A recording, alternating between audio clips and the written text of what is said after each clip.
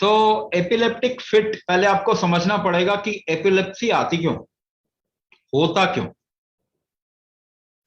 ठीक है ना, एपिलेप्सी होता क्यों। बहुत केसेस में ऐसा देखा गया है कि फीमेल को डिलीवरी के बाद में एपिलेप्टिक फिट ज्यादा आने शुरू हो जाते हैं। तो हुआ क्या, अब इसको बहुत सिंपल तरीके से समझना है तो क्या समझना है, कैसे समझेंगे इसको। मैं समझाने के लिए आपको घंटों तक बता सकता हूं, मगर ये तो कोई यूनिवर्सिटी क्लास तो है नहीं, है ना।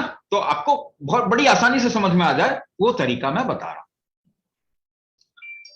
तो एपिलेप्टिक फिट कब आता है, एपिलेप्टिक अगर सिम्टम देखें उस समय जब फिट आ रहा है, उस इंसान को थोड़ा ऑब्जर्व कीजिए और उस इंसान के हाथ को थोड़ा पकड़ के देखिए, तो पता चलेगा उसने पूरी बॉडी को ऐसे कस के टाइट पकड़ रखा है। ठीक है, उसके बॉडी टाइट हो जाता है और ट्रिमर्स आने शुरू हो जाते हैं। टाइट होगा, बॉडी रिलैक्स करेगा, फिर टाइट होगा, रिलैक्स करेगा, इतना रिलैक्स करना चाहता है बॉडी कि उसको बेहोश कर देता है। आप अपने शरीर को टाइट करना शुरू कीजिए, आपका शरीर तो नुकसान नहीं झेलना चाहता ना, वो अपोजिट करेगा, आपको वो लूज करेगा। लेकिन फिर से आप अगर टाइट कर रहे हैं तो फिर वो लूज करेगा और इतना लूज कर देगा कि आपके सेंस कम हो जाए, बेहोश कर देगा।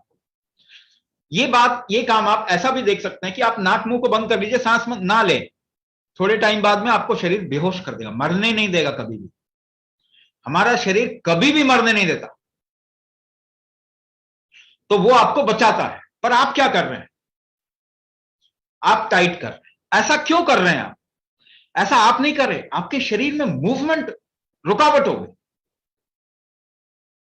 जो इंटरनल मूवमेंट है, न्यूरो मूवमेंट है, फ्लो होता है ना हर चीज का आपके शरीर में, इसे वेग कहते हैं। वेग, आपके शरीर के फ्लो में आप जब भी रुकावट डालेंगे आपको बीमारी हो।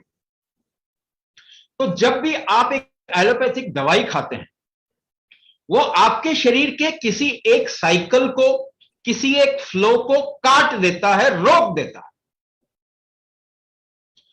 ठीक है, तो आप ये क्रिएट कर रहे हैं, पहली चीज। दूसरी चीज, जब भी रिस्क फैक्टर्स बढ़ते हैं आपके शरीर में, जैसे एनवायरमेंट पोल्यूट हो गया, आपका घर का माहौल बहुत गड़बड़ है, जहां पे आप ईज में नहीं आ पा रहे, आसानी से नहीं रह पा रहे, आप शरीर के अंदर ऐसा भोजन डाल रहे हैं जो कि आपका शरीर डिजाइन नहीं है उसके लिए, ऐसी बहुत सारे रिस्क फैक्टर्स, दवाई खा रहे हैं, तो ये रिस्क फैक्टर्स क्या क्रिएट करते हैं, ये किसी चीज को फ्लो नहीं होने देते ठीक से, ये ब्लॉकेजेस क्रिएट करते हैं। तो अब मुझे आपको डेटा थोड़ा बता दूं, प्रूफ थोड़ा दे दूं। आप देखिए हार्ट ब्लॉकेजेस कितने बढ़ रहे हैं दुनिया में, ये कम हो रहे हैं। ठीक है, पेरिफेरल ब्लॉकेजेस, हिमराज, यानी कि आपके किसी एक जगह ब्लड क्लॉट का होने की संभावना बढ़ रही है या कम हो रही है, खून के गाढ़ा होने की संभावना बढ़ रही है या कम हो रही है। ठीक है ना, पैरालिसिस अटैक होते हैं, पेरिफेरल ब्लॉकेजेस हो रहे हैं, ये चीजें बढ़ रही हैं कि कम हो रही है। तो आपको पता चलेगा इस रेट से बढ़ रही है कि आप हैरान हो जाएंगे। तो आपके शरीर का वेग डिस्टर्ब किया जा रहा है। आप जब भी अनवांटेड चीज इस शरीर के अंदर डालते हैं या इसको अलग माहौल में रखते हैं, तो इसका वेग को नुकसान होता है। इतना नुकसान हो सकता है कि आपका फंक्शन रुक जाए, आपकी कार्य प्रणाली रुक जाए।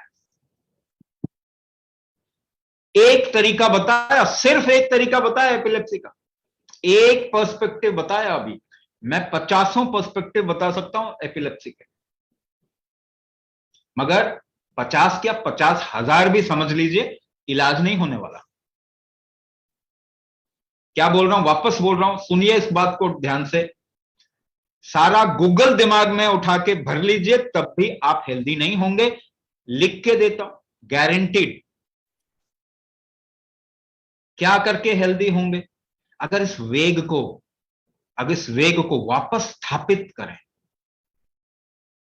अगर इस फ्लो को अपने अंदर, शरीर के functional flow, sensational flow, blood flow, hormonal flow, अगर फ्लो को वापस स्थापित करेंगे तो प्रॉब्लम घट जाएगी, ये आप इमीडिएटली देख लेंगे। रिवर्स होने में टाइम लग सकता है, मगर प्रॉब्लम सॉल्व आपकी हो जाती है, कम हो जाती है, आपका जीवन सुंदर हो जाता है। तब आप इसको, इस पे अपने शरीर के ऊपर थोड़ा टाइम अगर कुछ लंबे समय तक देंगे तो बिल्कुल निकल जाएंगे। तो ये ठीक हो सकता है, मगर आपको अपने शरीर के ये बाकी फैक्टर्स, वेग को ठीक करना पड़ेगा। और वेग को ठीक करने का तरीका क्या है? कुंभक, जो आपके अंदरूनी वेग को ठीक कर सकता है।